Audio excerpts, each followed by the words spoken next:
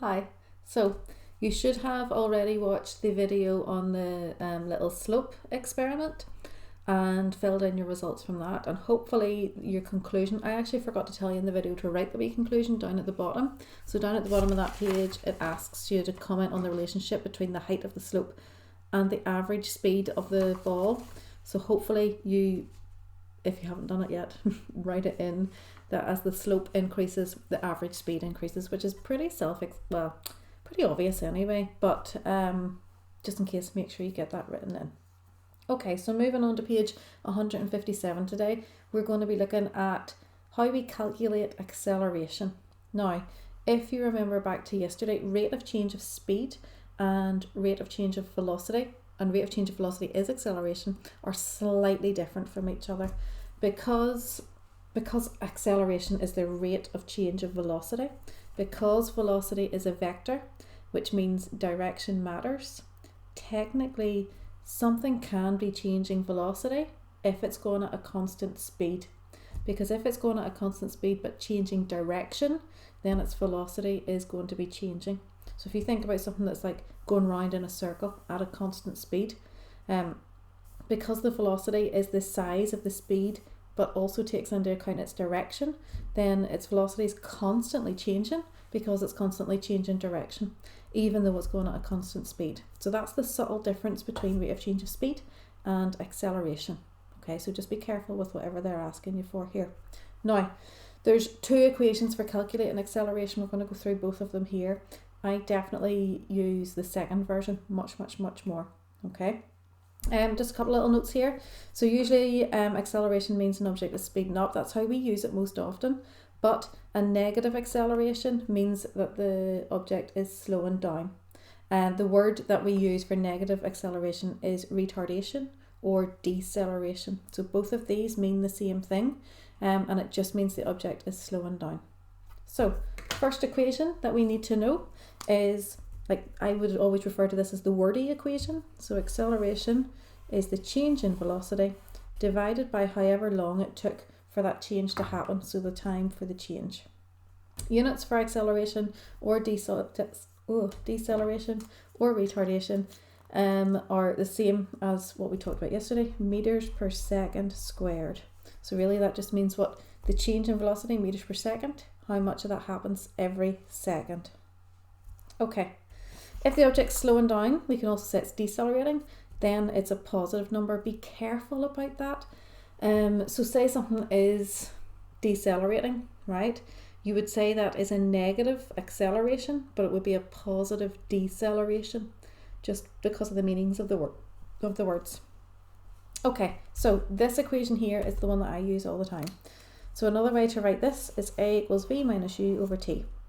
I just think things with like wee letters in them rather than words are easier to remember. Obviously we need to remember what these letters stand for. So phi we use to mean the final velocity for the situation, and then U the initial velocity, which is just the starting velocity. So do you see how V minus U is really just the change in velocity? It's the difference between the end and the start.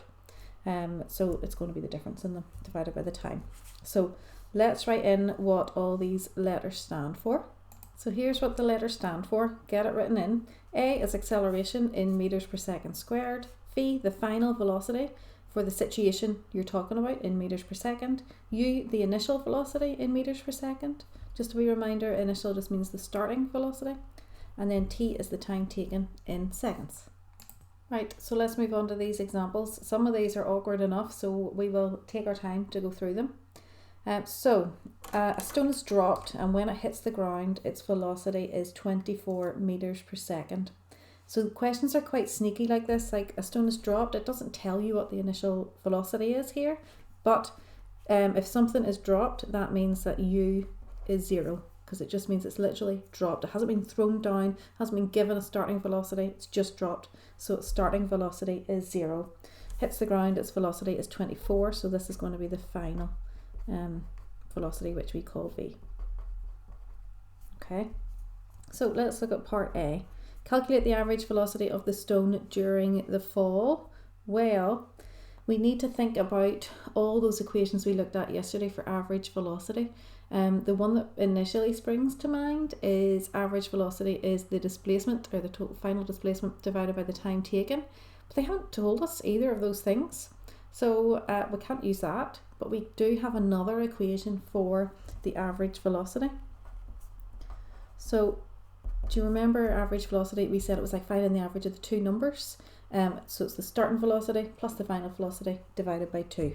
So the way I would write that, now that we know these letters U and V for initial and final, would be U plus V all over 2. So U was 0, final velocity was 24, divide that by 2. So my average velocity for this journey is 12 meters per second. Okay.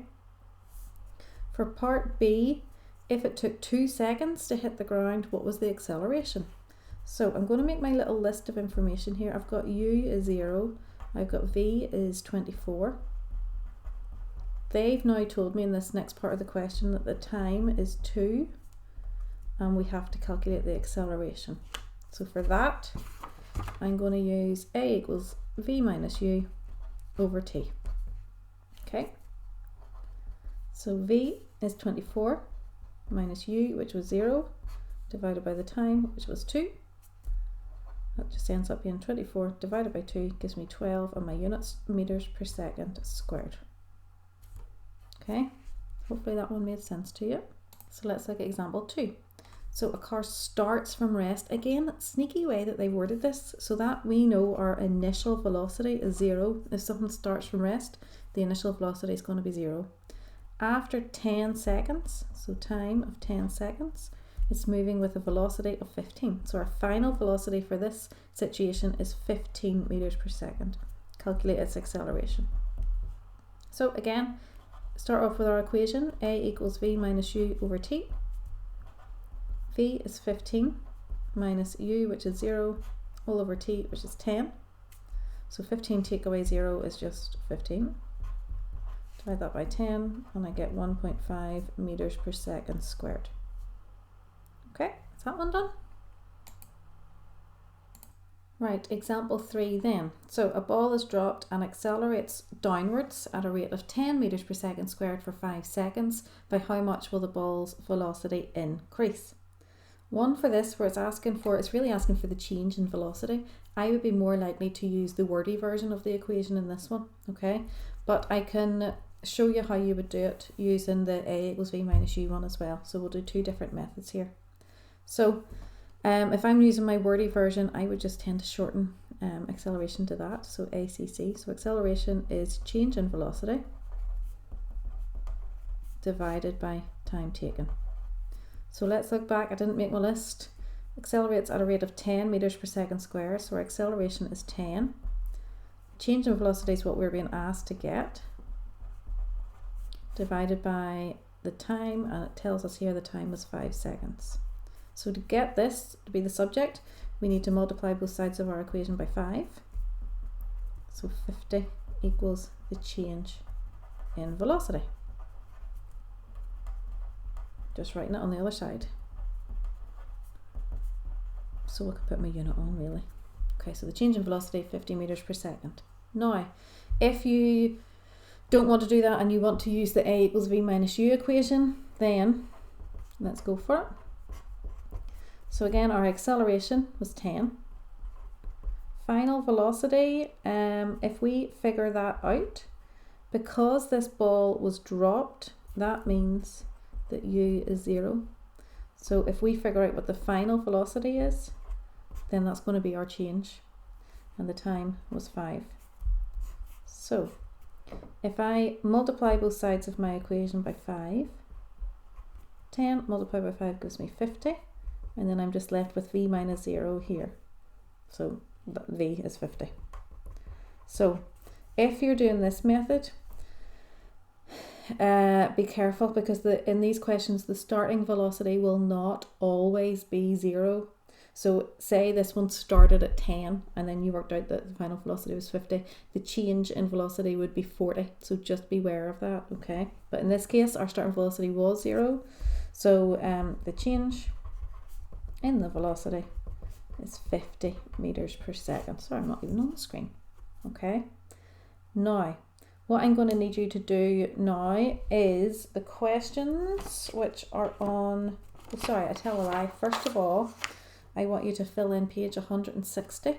So fill in the definition of all these things, say whether it's scalar or vector in that table, and then down here, just make a list of all the equations because there's a ton of them, and then that'll help you with these questions.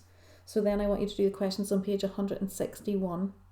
Now there's a couple of those where you do have to do some rearranging, and I think it's this one here. Yeah, U isn't 0, so be super careful with that rearranging. I'm going to ask you to show me these, but next lesson I'll be going over the answers to these for you, okay? So even if you're stuck, show me what you got, because then that'll help me to help you. Okay, so that's us for today. I'll be there. Ask me questions if you're stuck. Okay, see ya.